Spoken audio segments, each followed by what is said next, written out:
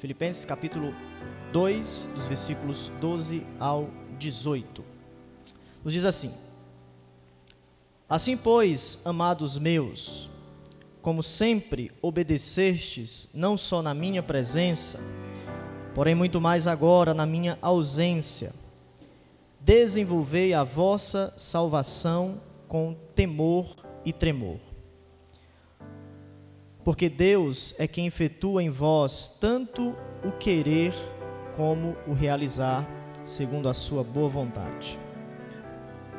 Fazei tudo sem murmurações nem contendas, para que vos torneis irrepreensíveis e sinceros, filhos de Deus inculpáveis no meio de uma geração pervertida e corrupta, na qual resplandeceis como luzeiros do mundo, preservando a palavra da vida, para que no dia de Cristo eu me glorie de que não corri em vão, nem me esforcei inutilmente.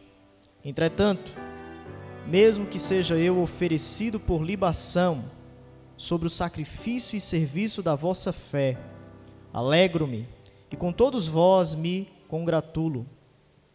Assim vós também, pela mesma razão, alegrai-vos e congratulai-vos comigo. Deus, te rogamos e te suplicamos a tua bênção sobre nós, neste culto maravilhoso, onde o sangue de Cristo está diante de nós, a propiciação dos nossos pecados. Nós pedimos pelos nossos corações, neste exato momento, que possamos estarmos quebrantados diante do Senhor. Teu Santo Espírito iluminar as nossas almas de maneira especial, como sempre o Senhor tem feito. Te rogamos a tua bondade e temos a expectativa de termos algo mais do Senhor nessa noite. Como filhos redimidos, adotados por Ti, ó Deus, nós suplicamos, Teu Filho que está à Tua direita, que intercede por cada um de nós, te rogamos a Tua graça. Rogamos ao Senhor que o Senhor possa abrir os céus e derramar o Teu poder sobre as nossas vidas. Teu Espírito tem liberdade nessa noite, nós te pedimos, Santo Espírito, que Tu possas vir com avivamento em nossas vidas, em nossas mentes, em nossos corações, através da exposição das Sagradas Escrituras, que é o poder de Deus. Faz isso, ó Pai, porque é a Tua vontade. Nós que somos os Teus filhos queremos a cada dia andar mais e mais perto com o Senhor. Te pedimos e te rogamos essas bênçãos, no nome de Jesus. Amém.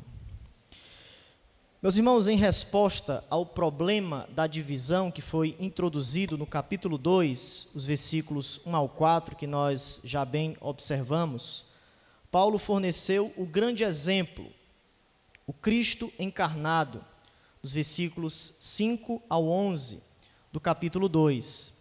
E nos versículos 12 ao 18, que nós acabamos de ler, Paulo tem o intuito de dar continuidade ao princípio do capítulo 1, versículo 27, quando nos diz: vivei acima de tudo por modo digno do Evangelho de Cristo, para que, ou indo ver-vos, ou estando ausente, ouça no tocante a vós outros que estáis firmes em um só espírito, como uma só alma, lutando juntos pela fé evangélica. Temos observado que desde este capítulo, no versículo 27, capítulo 1, versículo 27, Paulo tem esse princípio: vivei acima de tudo. Nós somos cidadãos dos céus e devemos andar diante das perseguições externas como filhos amados do Senhor. É o ponto de Paulo nos versículos 27 ao 30 do capítulo 1. E no capítulo 2 nós vimos que nós devemos viver dentro da igreja de Cristo, em nossos relacionamentos eternos, essa ação evangélica em nossos corações, uns com os outros, colocando o interesse dos outros em primeiro lugar. E Paulo, agora nos versículos 12 ao 18, ele continua esse princípio, testemunhando que os cidadãos dos céus, eles devem viver como um povo unido, mas testemunhando sobre Jesus diante de todas as pessoas. Devemos ser luzeiros diante de uma geração pervertida e corrupta. Em ambas as áreas, a coesão interior do corpo de Cristo é essencial, e Paulo tem isso em mente. O hino de Cristo exemplificou como isto pode ser alcançado através da humildade e do serviço de Cristo. Observamos que é o grande ponto do apóstolo Paulo, o modelo, o paradigma da vida cristã. E sob essa luz, Paulo agora aborda de maneira mais profunda esse problema da divisão, da dissensão dos filipenses, colocando essa percepção da vida prática diante do amor fraternal, diante da exposição de Cristo na cruz e a sua exaltação, para que possamos viver vidas maravilhosas, irrepreensíveis, diante do grande dia, preservando a palavra de Deus, para que possamos, naquele momento, quando Jesus voltar, estarmos prontos para nos encontrarmos com Ele.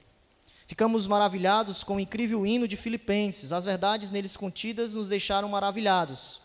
Mas o ponto é, quais são as suas implicações práticas?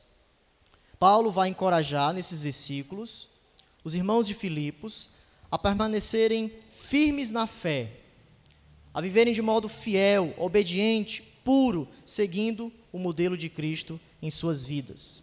Nós podemos colocar uma mensagem central em todos esses versículos, 12 ao 18.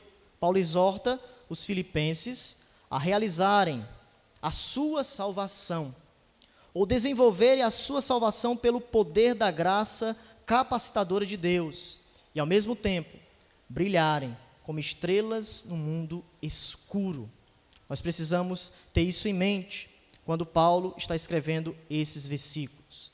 Aprendemos a humilhação e a exaltação de Cristo, mas agora, diante disso, nós devemos praticar tudo isso que nós aprendemos diante de um mundo que é mau, e nós que somos crentes devemos ser filhos da luz para que possamos influenciar todas essas pessoas em uma geração pervertida e corrupta.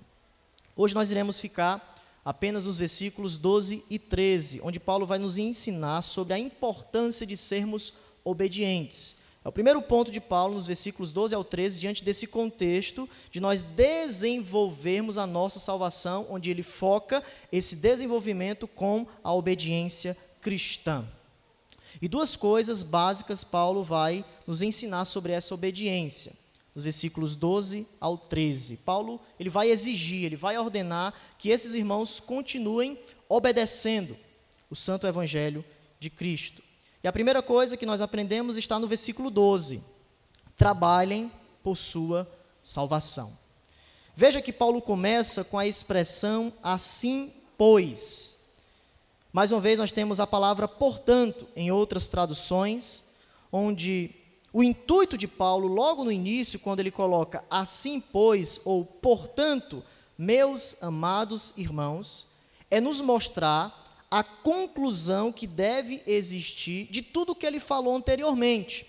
Ele falou sobre as perseguições externas, devemos viver como cidadãos dos céus, devemos nos unir uns aos outros, vivermos o evangelho entre os nossos relacionamentos, e nós temos o exemplo de Cristo como algo máximo, o modelo maior para as nossas vidas. E Paulo, desenvolvendo todo esse argumento, agora ele diz, assim, pois, portanto, meus amados irmãos, é o desenvolvimento, as implicações práticas de tudo que ele falou anteriormente. Agora nós devemos colocar em prática tudo aquilo que nós entendemos das pregações anteriores e do argumento paulino sobre essa unidade externa diante dos perversos que irão nos perseguir, mas também dentro da igreja, em nossos relacionamentos, porque foi isso que Cristo fez. Ele nos amou e foi até a morte, e morte de cruz, e agora está à direita de Deus, governando todas as coisas. Relacionado a isso, nós temos a expressão, veja, meus amados, para destacar essa ênfase desta ordenança. E o interessante é que essa expressão era um uso frequente do apóstolo Paulo, quando ele chamava os seus leitores a alguma advertência. Então, a advertência de Paulo, nesse momento, é o desenvolvimento que deve estar em progresso da salvação deles, que eles já conquistaram pela regeneração em Cristo Jesus. E nesse progresso, Paulo vai dizer, assim, pois, amados meus. Ele está introduzindo uma advertência que ele irá falar, que é de suma importância. E nós temos alguns exemplos no Novo Testamento, quando Paulo sempre coloca essa expressão, ele tem em mente alguma advertência que ele vai colocar perante a igreja. Veja, por exemplo, Romanos capítulo 12.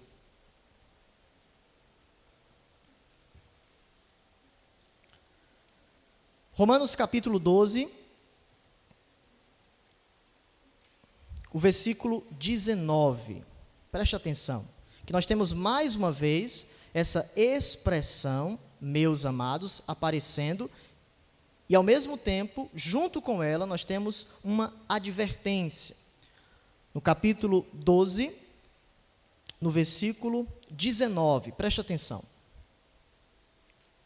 Capítulo 12, versículo 19, quando afirma: não vos vingueis a vós mesmos, amados, mas dai lugar à ira, porque está escrito: a mim me pertence a vingança, eu é que retribuirei, diz o Senhor. Pelo contrário, se teu inimigo tiver fome, dá-lhe de comer, se tiver sede, dá-lhe de beber, porque fazendo isto, amontoarás brasas vivas sobre a sua cabeça. Não te deixes vencer do mal, mas vence o mal com o bem. Então, Paulo vai dizer aqui, quando ele coloca essa advertência, com essa expressão amados, que sentimentos de vingança podem ser superados quando nós reconhecemos que Deus é o juiz, que Deus tratará tudo segundo a sua justiça, a sua vontade. Nós devemos sempre praticar o bem, porque enquanto nós praticamos o bem, aqueles que não recebem o Evangelho, não recebem a exortação do Senhor, eles estarão amontoando brasas vivas sobre a sua cabeça, que provavelmente aqui o contexto é o juízo de Deus. Se eles não se converterem ou não perceberem que o bem que nós estamos praticando no Evangelho é algo de Cristo, chegará o dia do julgamento que o juiz de toda a terra julgará os seus corações. Eles não se arrependeram, eles não observaram a graça de Cristo em nossa conduta. E por isso, como a vingança pertence a Deus, Ele retribuirá cada pessoa segundo as suas obras. Então nós vemos essa expressão, amados. Outro texto é 1 Coríntios, veja, logo mais à frente. 1 Coríntios capítulo 10, o versículo 14. Temos mais uma vez essa expressão aparecendo, meus amados ou amados. 1 Coríntios capítulo 10, o versículo 14, que nos diz o seguinte: portanto, meus amados, veja, quando ele inicia essa expressão de família, ele ao mesmo tempo coloca uma advertência. Meus amados destaca a importância da advertência. E nesse contexto aqui de 1 Coríntios é fugir do culto idólatra, ou fugir da idolatria. Paulo exorta seus leitores contra qualquer coisa que possa ser considerada idolatria. Nós devemos fugir, meus amados irmãos, fujam da idolatria. E mais à frente, em 2 Coríntios, capítulo 7, o versículo de número 1, temos outro exemplo da expressão amados e, ao mesmo tempo, ligado a isso, uma advertência. 2 Coríntios, capítulo 7, versículo 1, quando afirma: tendo, pois, ó amados, e ele acrescenta, tais promessas. Essas promessas, é o capítulo 6, os versículos 16 ao 18, duas coisas nessas promessas, que é o privilégio da habitação de Deus, habitarei e andarei entre eles, eu serei o vosso Deus e vocês serão o meu povo. E ao mesmo tempo, os versículos 17 e 18, o benefício da obediência divina, quando nós obedecemos, nos separamos para Deus, não tocamos em coisas impuras, nós temos Deus ao nosso favor. E Paulo, no capítulo 7, ele vai nos dizer: tendo, pois, ó amados, tais promessas. Deus habita conosco, Deus está ao nosso favor. Purifiquemo-nos de toda impureza, tanto da carne como do espírito, aperfeiçoando a nossa santidade no temor de Deus. Então, o ponto aqui é a santidade, essa purificação, tanto em nossos aspectos físicos, o nosso corpo, como nós nos comportamos, como nós falamos diante de Deus, como nós nos vestimos, tudo isso deve ser purificado diante da santidade de Deus, porque Deus habita conosco e nós precisamos ter uma conduta adequada Já que temos promessas celestiais, devemos ter uma conduta celestial, tanto em nossa vida física, corpos que devem ser consagrados a Jesus, mas também espírito, afeição, pensamento, desejo, coração, para que tudo isso possa ser concretizado no Senhor de forma correta. Então, quando nós voltamos para Filipenses e nós observamos essa percepção de Paulo, nós vamos observar que ele vai dizer: amados meus, como sempre obedecestes, não só na minha presença, porém muito mais agora na minha ausência.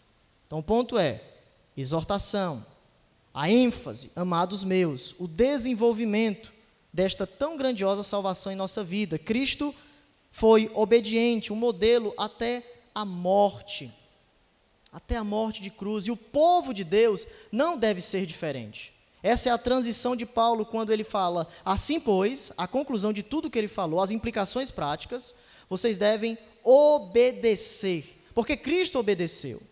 Nós não devemos andar diferentes ao caminho de Cristo, o modelo já foi colocado e agora nós devemos viver esse evangelho em nossos corações. E quando nós observamos o Novo Testamento, desde a fundação da igreja até os dias atuais, o povo de Deus deve ser conhecido como o povo da fidelidade cristã. O povo de Deus é o povo da obediência. Nós temos uma história desde o Antigo Testamento até o Novo Testamento, e isso vai perdurar até o novo céus e nova terra, o povo da fidelidade. O povo que ama o Senhor. O povo que obedece às Escrituras, o povo que quer trilhar a estrada da obediência, a estrada de Cristo, o caminho, a carreira que nos está proposta. Paulo começa a enfatizar, diante desse cenário de divisão, de um contexto de dissensão, que a obediência precisa retornar em nossos relacionamentos, porque esse é o foco de Deus para as nossas vidas. A obediência cristã é um tema frequente no Novo Testamento. Tão frequente também nas cartas de Paulo. Paulo sempre colocou, ou sempre tinha um entendimento desta salvação, resultando em obediência. A fé que é colocada em Cristo, uma fé que é salvífica, ela obedece a Jesus. É o outro lado da moeda cristã. Fé inclui obediência. Veja, por exemplo, em Romanos capítulo 1. Hoje nós vamos observar as Escrituras para sempre termos esses textos paralelos do que Paulo está dizendo aqui e do que ele falou em outros momentos, para que os irmãos possam expandir esse conceito do apóstolo Paulo. Romanos capítulo 1, no versículo 5, Paulo vai dizer o seguinte, veja. Romanos capítulo 1, versículo 5.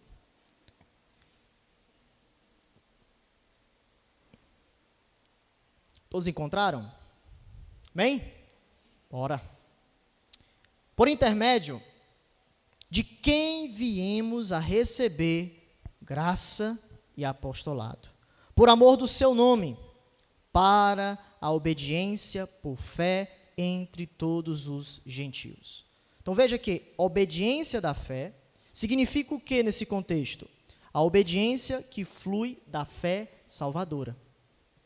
Aqueles que verdadeiramente colocaram a fé em Jesus, o resultado é eles estarem com Cristo mais e mais, amarem a Cristo. O resultado das suas vidas agora é uma transformação. Eles agora obedecem. E o ponto de interesse para as nossas vidas é que Paulo foi o apóstolo dos gentios, o apóstolo do Evangelho, o apóstolo do Evangelho da graça de Deus para as nossas vidas, mas veja que o seu intuito nesta graça de Deus é que a transformação que vem em nossas vidas pela conversão, pelo poder do Evangelho, que ele vai dizer, o Evangelho é o poder de Deus, este Evangelho transforma as nossas vidas ao ponto de nós também obedecermos a Jesus. Fé salvífica traz este resultado de obediência. E o que está em jogo, Paulo vai dizer, por amor do seu nome. Por que devemos obedecer? Porque os nossos corações devem estar atrelados à cruz de Cristo, à sua ressurreição, porque é por amor dele, do seu nome. O nome de Cristo está em nossos corações, o amor de Cristo está nessa estrada da obediência, e quando eu trilho e caminho, eu estou exalando o bom perfume de Cristo. A obediência não é colocada no holofote de nós mesmos, mas essa obediência está atrelada aos passos, às pegadas de Cristo. E Cristo será engrandecido pelo nosso viver.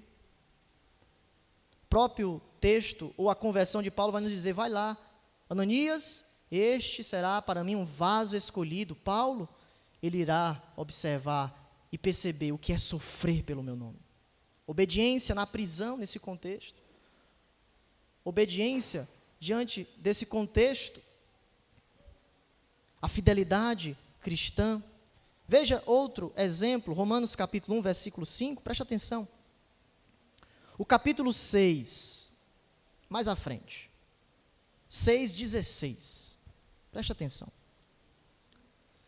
6,16. Não sabeis que daquele a quem vos ofereceis como servos para a obediência, desse mesmo a quem obedeceis sois servos? Seja do pecado para a morte, ou da obediência para a justiça. Então veja, aqueles que cedem ao pecado, Paulo vai dizer, se tornam servos obedientes para o pecado, mas aqueles que estão com Cristo, eles são servos obedientes para a justiça. Mais uma vez, Paulo enfatizando a importância da obediência cristã. Nós que somos crentes, não somos mais escravos do pecado. O nosso relacionamento agora é a obediência para a justiça. Essa justiça é um comportamento, uma moldura que o Evangelho nos traz. Quando nós colocamos o nosso coração em Cristo e seguimos os seus passos, nós temos agora um exemplo, um modelo, uma moldura, uma vestimenta que nós precisamos vestir e viver. É a obediência cristã. 2 Coríntios, capítulo 10.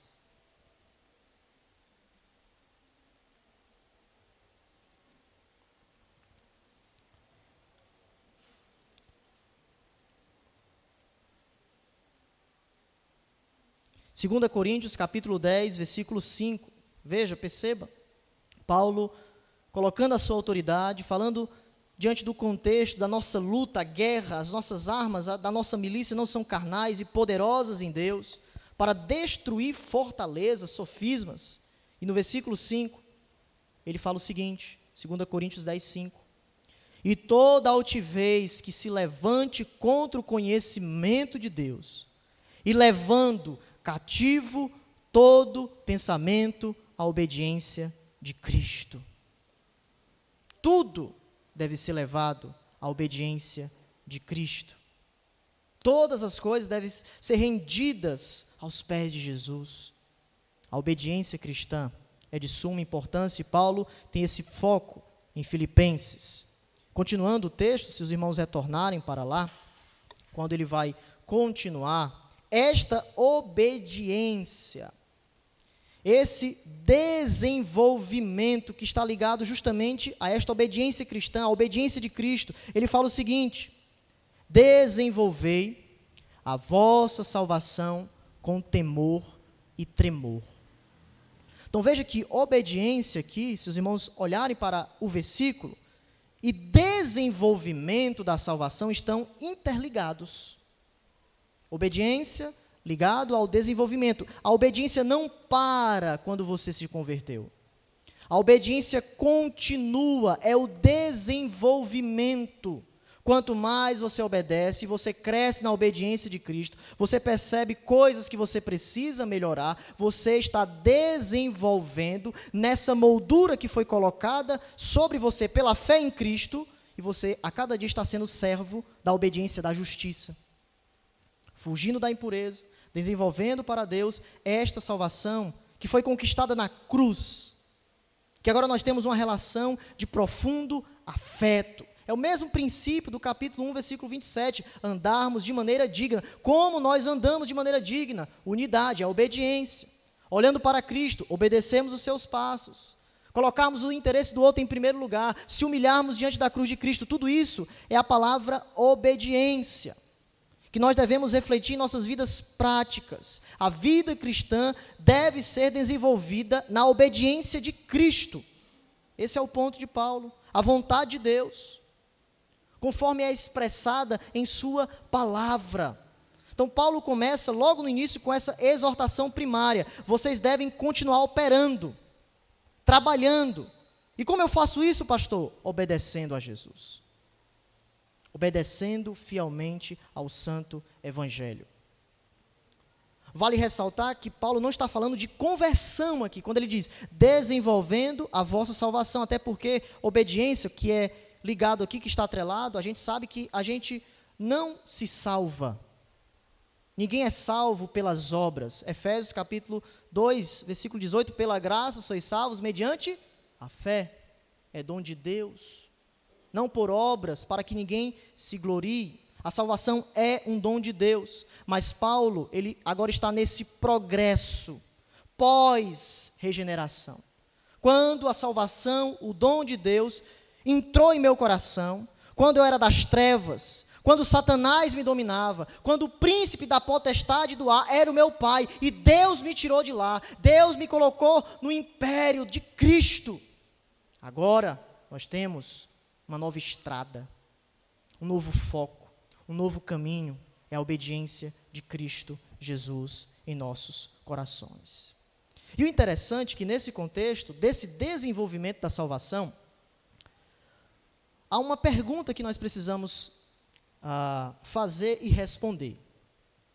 Esse desenvolvimento da salvação é algo individual ou corporativo? Porque sempre quando a gente olha para esse texto, desenvolver a vossa salvação, a gente lembra da santificação. Sempre, né? Na maioria das vezes. Desenvolver a vossa salvação, a gente precisa se santificar. A santificação é progressiva.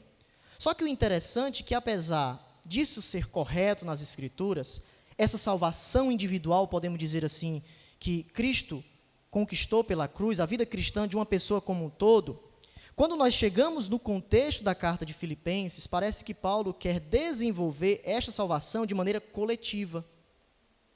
Paulo, parece-me, que não está focando aqui o indivíduo no sentido de ele somente pensar em sua salvação. É algo bíblico, a salvação é individual, mas essa salvação também abarca o coletivo.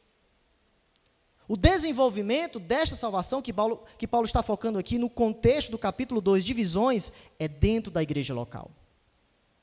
É um desenvolvimento uns com os outros. Nas cartas de Paulo, a palavra salvação, na maioria das vezes, se refere a essa salvação individual. Porém, eu acredito que nesse contexto aqui, a salvação em Cristo como um todo, presta atenção, a salvação em Cristo como um todo, que inclui regeneração, arrependimento, conversão, foca também unidade. Quem é salvo por Cristo não irá querer andar em discórdia para sempre. Quem foi salvo por Cristo busca a santificação, busca a conversão, mas também busca viver a vida uns com os outros. O desenvolvimento uns com os outros. Nós podemos colocar essa palavra, desenvolver a vossa salvação, como sinônimo de saúde espiritual. Desenvolvei a saúde espiritual, esta salvação que começou na regeneração, dentro da igreja local, unindo uns com os outros. Vocês estão desunidos, vocês precisam unir e desenvolver a salvação de vocês nessa esfera coletiva. Urgentemente.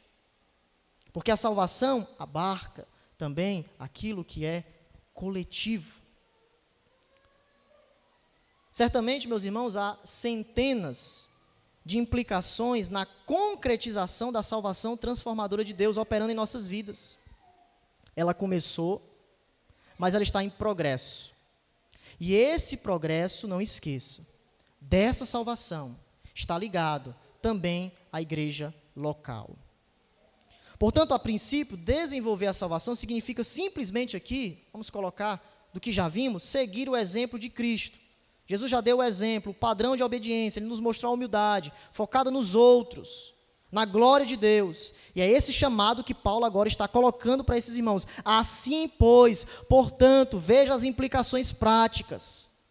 desenvolvei a vossa salvação, se esforçando a viver uns com os outros em amor, em humildade, em santidade coletiva. É algo eclesiológico, é algo que abarca uns com os outros. Um serviço altruísta, uma missão sacrificial, pelo poder da graça capacitadora de Deus, que ele vai falar mais à frente. Então, os crentes foram regenerados.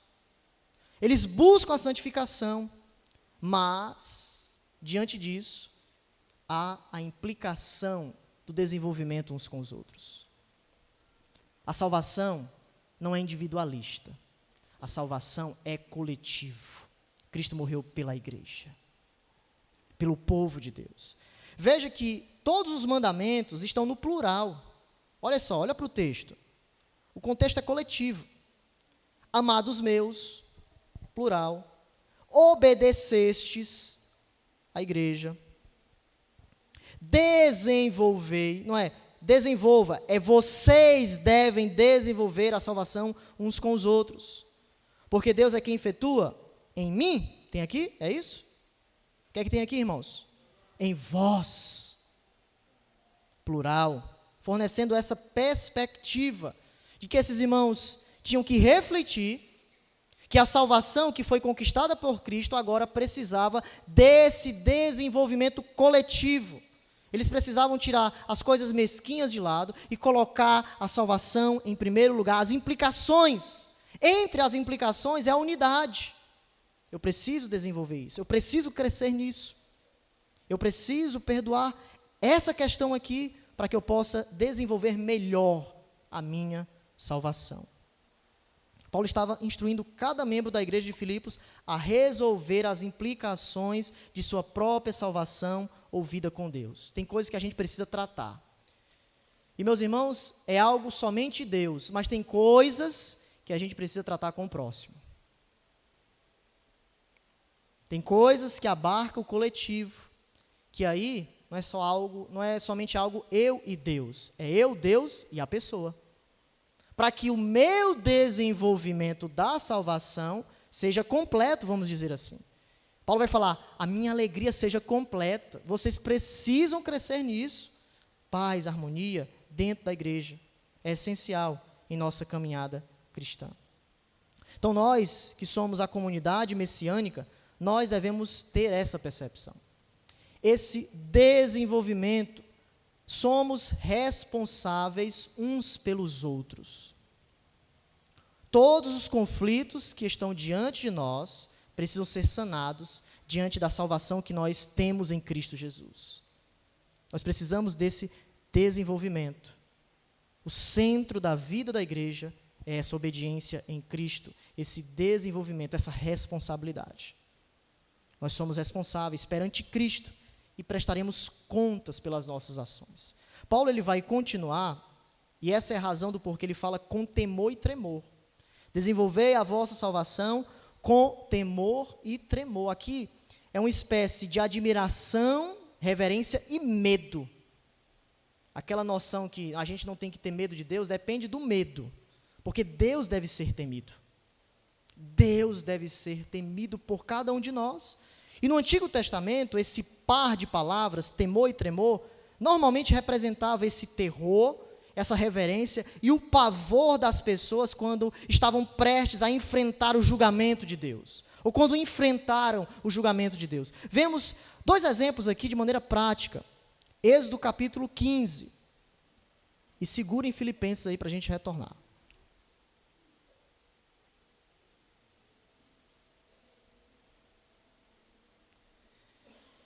Êxodo capítulo 15, a manifestação de Deus aqui no contexto do Mar Vermelho, Moisés entoando esses cânticos ao Senhor. E nós temos nessa manifestação os povos ouvindo, se estremecendo diante da manifestação de Deus. Êxodo capítulo 15, versículo 16, veja. Ora, os príncipes de Edom se perturbam, dos poderosos de Moabe se apodera temor.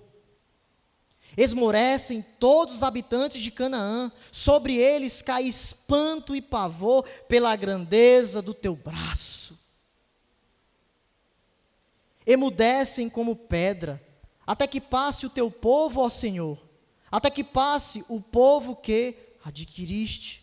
Então veja, na manifestação de Deus, os povos, as nações, ficaram estremecidas diante da ação soberana de Deus. Deuteronômio capítulo 2. Vamos lá, abrir a Bíblia, viu, irmãos? Deuteronômio capítulo 2. Está muito rápido ou está bom? Está devagar? Tá bom, irmãos? Para todo mundo acompanhar. Vamos lá. Anota os textos. A gente tem que ver as referências, para não ficar descontextualizado, né? Também vemos o Antigo Testamento. Deuteronômio capítulo 2, o versículo 25, olha só. Deuteronômio capítulo 2, versículo 25. Todos os irmãos encontraram? Diz assim: hoje começarei a meter o terror e o medo de ti aos povos que estão debaixo de todo o céu. Os que ouvirem a tua fama tremerão diante de ti e se angustiarão. Veja, mais um texto reforçando essa importância do temor. É claro que não dá para a gente ver todo o contexto, explicarmos todos esses versículos, mas eu quero que os irmãos peguem o princípio. Deus, quando se manifestou no Antigo Testamento, nós vemos essa relação de reverência, mas ao mesmo tempo as pessoas temendo. Deus deve ser temido.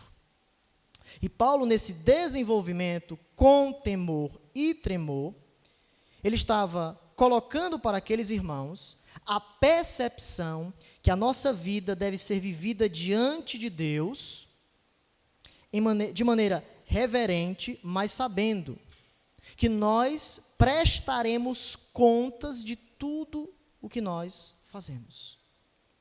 Estaremos diante do juiz dos céus e da terra. Por que a nossa vida cristã é importante?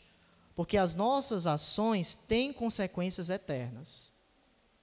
Jesus falou, toda palavra frívola que for falada pelos homens, tudo será julgado, nada vai sair do escrutínio divino, tudo, tanto descrentes como crentes, serão julgados por Cristo. É claro que o nosso julgamento é um julgamento diferente dos ímpios. Os ímpios serão julgados segundo as suas obras para o inferno, a condenação eterna, mas nós crentes sabemos que seremos julgados por Cristo segundo os nossos galardões. Teremos perdas, ou muitos terão perdas naquele dia. Muitos terão inúmeros galardões, mas outros terão perdas. Veja um texto muito interessante que é 1 Coríntios. Na leitura que o irmão Dedé fez, nós vimos 2 Coríntios 5, que lá no versículo 10 vai nos dizer que no tribunal de Cristo todos nós prestaremos contas, o bem ou o mal que tivermos feito. E o texto de 1 Coríntios, capítulo 3, também é um texto que reflete esse tribunal de Cristo. O termo técnico que nós colocamos é o bema, que é a expressão lá colocada no texto, bema de Cristo, tribunal de Cristo. É uma doutrina que muitas vezes nós nos esquecemos, sabemos, mas não temos todas as implicações desse julgamento, desse tribunal de Cristo que nós prestaremos contas diante de Jesus. Veja o capítulo 3, o versículo 10 ao 13. Então, essa passagem se refere ao tribunal de Cristo. As obras aqui que Paulo vai falar não tem relação com o conceito de ganhar ou perder a salvação, mas o ponto dele são galardões, que alguns perderão e outros terão, de acordo com o seu ministério fiel ou infiel. Veja só, 1 Coríntios capítulo 3, os versículos 10 em diante. Segundo a graça de Deus que me foi dada, lancei o fundamento como prudente construtor. Paulo foi o apóstolo, ele teve esse fundamento diante de Cristo. Outro edifica sobre ele. Porém, cada um veja como edifica. Porque ninguém pode lançar outro fundamento além do que foi posto, o qual é Jesus Cristo. Então, o fundamento é Jesus. E nós devemos andar de acordo com a doutrina apostólica. Contudo, se o que alguém edifica sobre o fundamento, Paulo agora vai colocar sobre como as pessoas vão edificar a obra de Cristo, como nós estaremos diante do Senhor, como estará o nosso coração. E ele coloca aqui algo superior e algo inferior. Onde está algo superior? Ouro, prata e pedras preciosas. Ele está lembrando do templo. Quando era construído dentro, eles colocavam diante da percepção pedra, ouro, algo valioso. Então Paulo está pegando esse conceito deste fundamento, dessa edificação, que muitos, nesse processo do serviço de Cristo, eles terão, vamos dizer, um ministério excelente. Seus corações estarão ligados a esse ouro, a essa prata, a algo dedicado verdadeiramente. Algo que Cristo irá observar e dar essa recompensa em seus galardões. Porém, nós temos uma atividade inferior. Madeira, feno e palha. Coisa barata, vamos colocar assim. Então é um ministério, vamos dizer, mais ou menos. A pessoa é crente, mas, tá, vai e não vai. Porque mais à frente ele vai dizer, manifesta, se tornará a obra de cada um, pois o dia a demonstrará.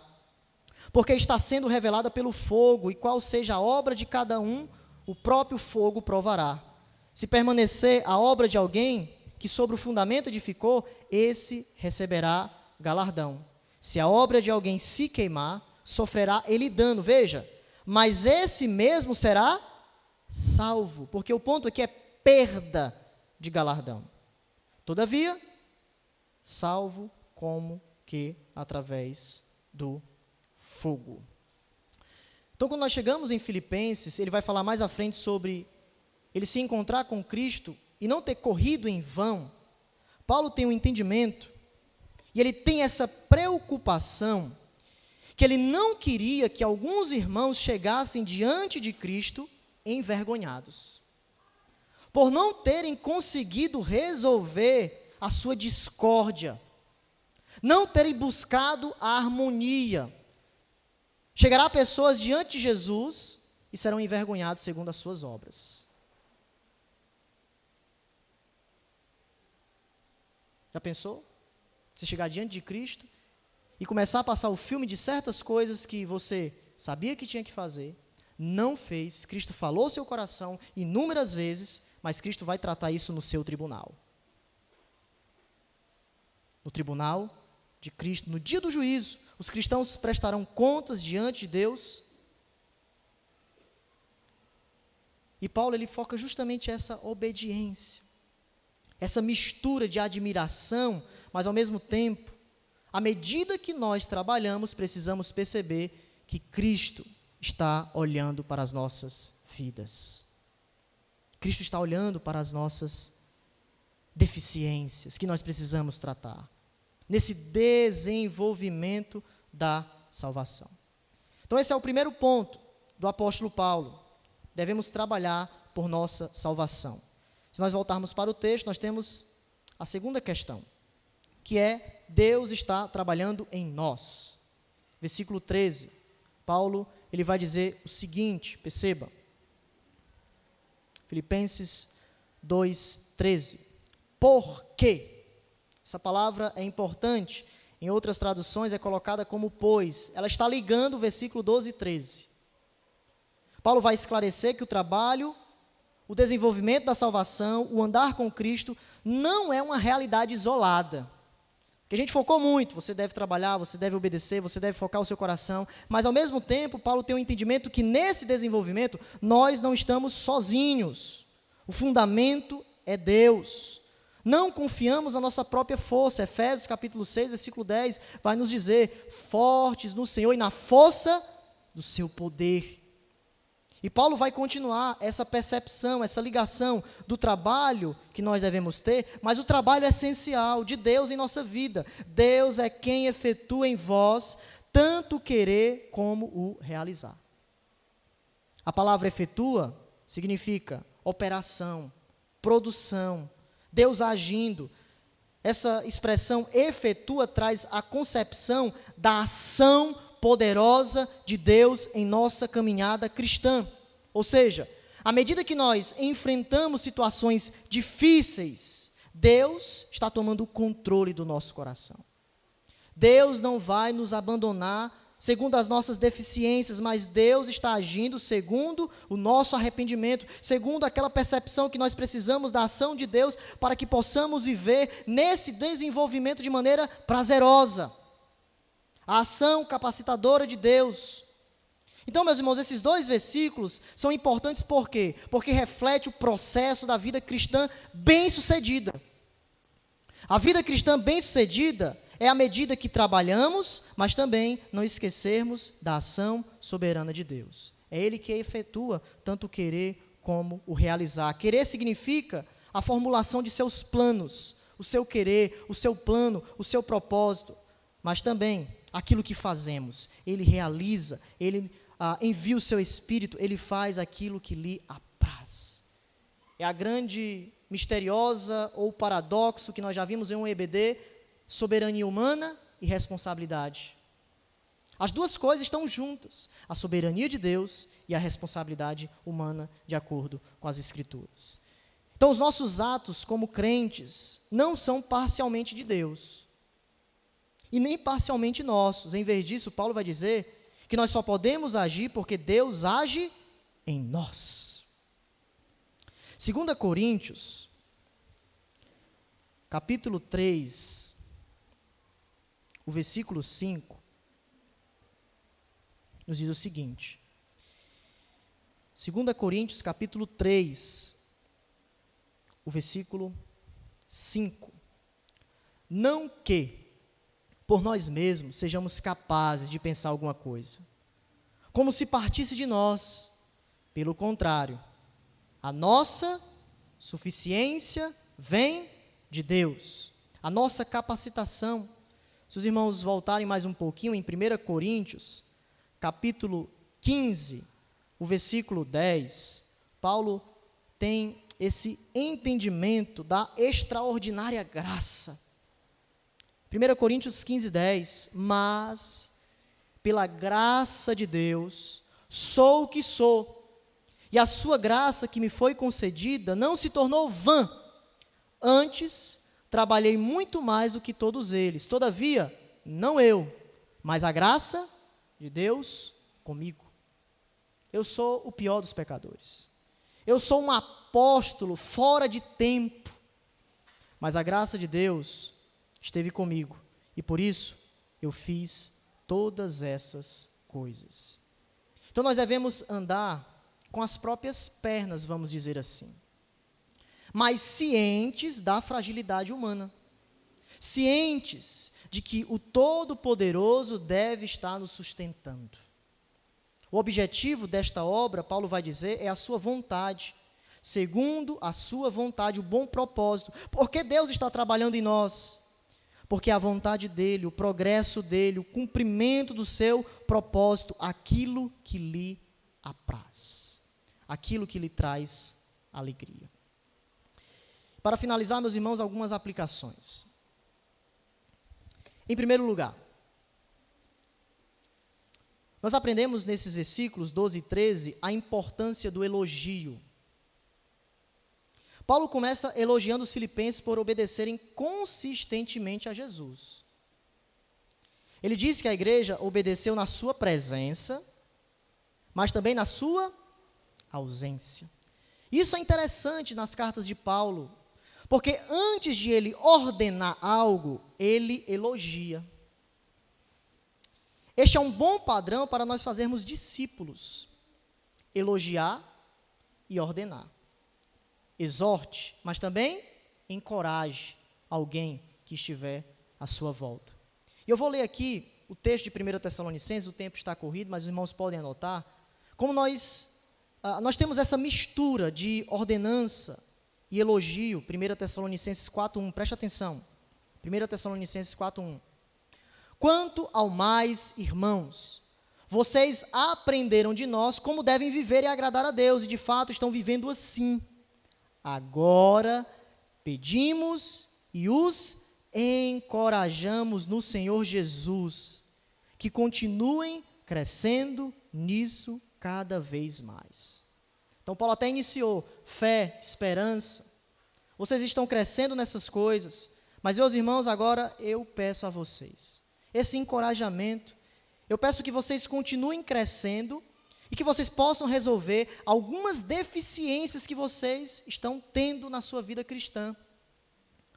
Lá no versículo 9 e 10 do capítulo 4, ele vai dizer: quanto ao amor fraternal, não precisamos escrever. Então veja, nessa questão eles estavam bem, vocês estão bem, eu elogio vocês, vocês estão sendo ensinados por Deus, amando uns aos outros, de fato, vocês amam todos os irmãos em toda a Macedônia. Contudo, irmãos, insistimos com vocês que procedam assim cada vez mais.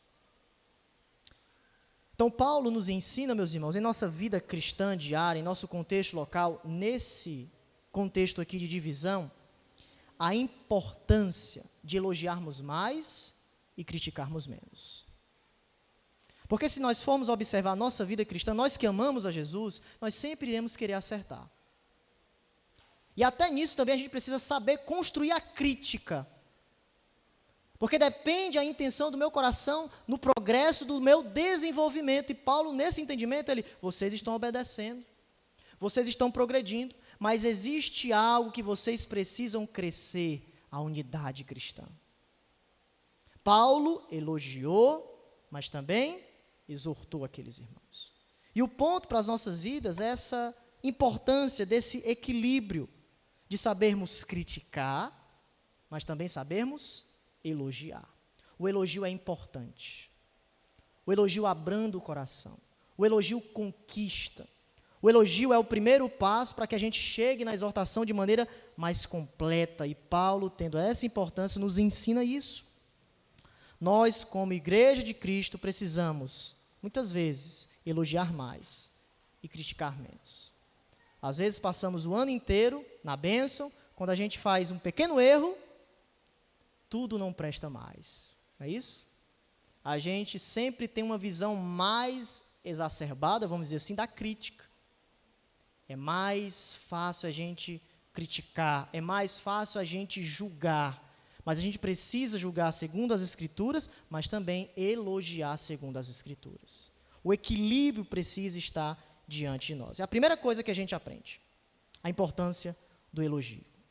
Segunda aplicação, como anda a sua salvação? Como anda a sua salvação? Como assim, pastor? Já fui salvo. Mas a minha pergunta é, como é que está o desenvolvimento dela? Há o perigo de sermos salvos e apáticos espiritualmente. Parados. Apáticos.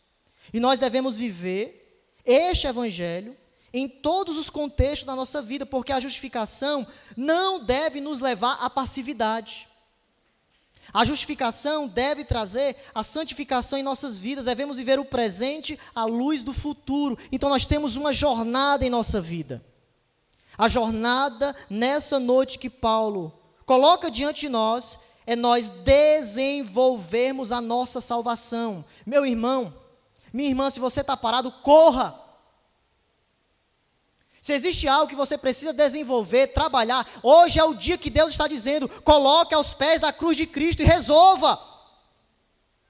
É tempo de progresso, é tempo de você avançar, é tempo de Cristo movimentar o seu coração e você crescer nele, andar de mãos dadas com Ele.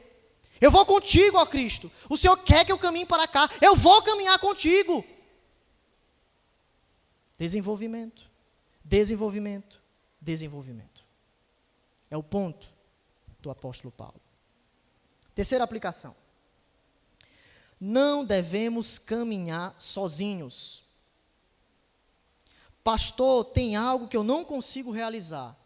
Amém. É aí onde vem o querer e o realizar de Deus. É justamente onde entra a ação soberana do Senhor. É Ele que efetua tanto o querer como o realizar. É nós nos aproximarmos de Deus e sermos capacitados por Ele a cumprirmos certas coisas que nós mesmos não iremos conseguir. nós que somos fracos, caídos, ímpios, vamos dizer assim, crentes, melhor dizendo, né? Regenerados, praticamos pecados ainda. Nós precisamos, meus irmãos, não esquecer das Sagradas Escrituras, da oração. Não vivermos jamais uma vida solitária. Cuidado, você pode estar perdido nessa noite. Perdido no sentido de estar distante de Deus, e tão solitário que você não consegue vencer certos pecados. Sabe por quê? Porque Deus está distante de você. A palavra está distante de você, a oração está distante de você, e Deus quer efetuar o seu grande poder em sua vida. Como diz certo cântico muito conhecido, é meu, somente meu, todo o trabalho. E todo o trabalho é descansar em mim. Não temas quando enfim tiveres que tomar decisão. Entrega tudo e confia de todo o coração. Trabalhamos porque Deus trabalha em nós. Esse é o ponto de Paulo. E não esqueça, o ponto de Paulo com esse exercício da salvação não é algo meramente individual, é algo coletivo. Você que está afastado da igreja, você que porventura passa por problemas e não consegue estar aqui conosco, eu entendo, mas clame ao Senhor. Suplique ao Senhor. Deus quer que você desenvolva a sua salvação conosco. Deus Emanuel, desenvolva a sua salvação na igreja local. É aqui onde nós somos exortados, encorajados, edificados. É aqui onde nós aprendemos mais um pouco a nós nos humilharmos, em sabermos que nós não somos nada, somos pó, que eu preciso do outro, que eu sou pecador igual a outra pessoa. É aqui, meus irmãos, que nós aprendemos o quanto Deus é bom e o quanto nós não somos nada. E existe um texto muito interessante em Isaías que eu gostaria que os irmãos abrissem, capítulo 40, que foca essa importância de que nós não estamos sozinhos. Isaías 40.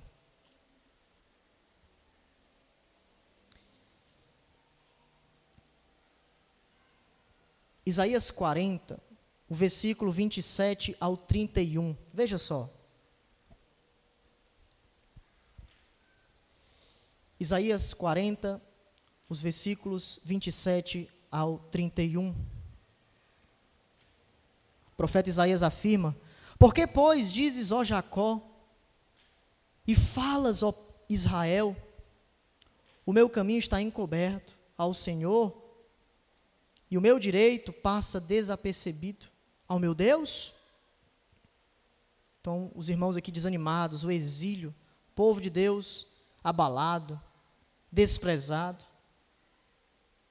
Não sabes, não ouvistes que o eterno Deus, o Senhor, o Criador dos fins da terra, nem se cansa, nem se fadiga? Não se pode esquadrinhar o seu entendimento. Então veja, Deus não é suscetível às limitações humanas. O homem é fraco. O homem, a cada dia que passa, está perecendo, mas Deus é eterno.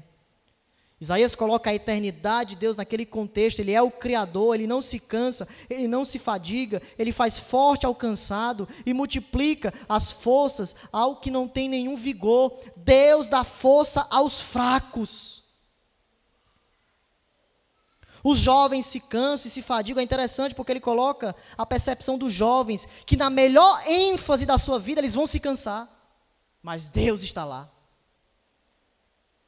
Até os jovens sucumbem, os moços de exausto caem, mas os que esperam no Senhor renovam as suas forças, sobem com asas como águias, correm e não se cansam, caminham e não se fadigam. O ponto de Isaías é o seguinte: olhem para as fontes intermináveis das promessas de Deus. Vocês estão cansados, vocês estão exilados, mas o ponto que vocês precisam observar é: espera no Senhor. A força de Deus está na sua eternidade, a força de Deus está em seus atributos. Então, meu irmão, olhe para Deus.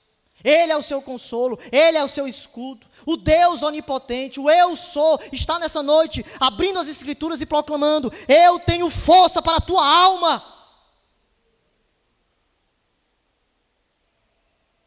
É somente em Deus que nós iremos renovar as nossas forças. Pastor, estou fraco. Olhe para Cristo. Pastor, eu não consigo. Olhe para a capacitação de Deus. Estou cansado. Deus é forte. Ele vai lhe levantar. Ele vai levantar sua cabeça. Você vai voar. Voar espiritualmente, no sentido de ter as suas forças renovadas.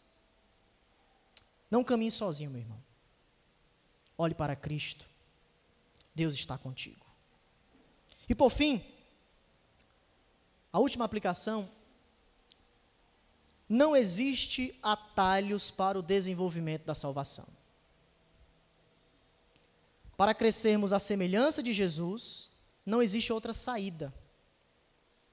É tomarmos a cruz e seguirmos os seus passos.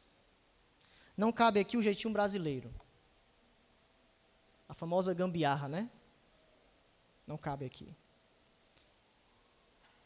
O atleta profissional, se ele não entrar na disciplina, por mais que ele tenha talento, ele vai parar. E da mesma forma é o crente. Todos os dias, nós precisamos ter essa percepção do desenvolvimento da nossa salvação. Este é o constante desafio. Por quê?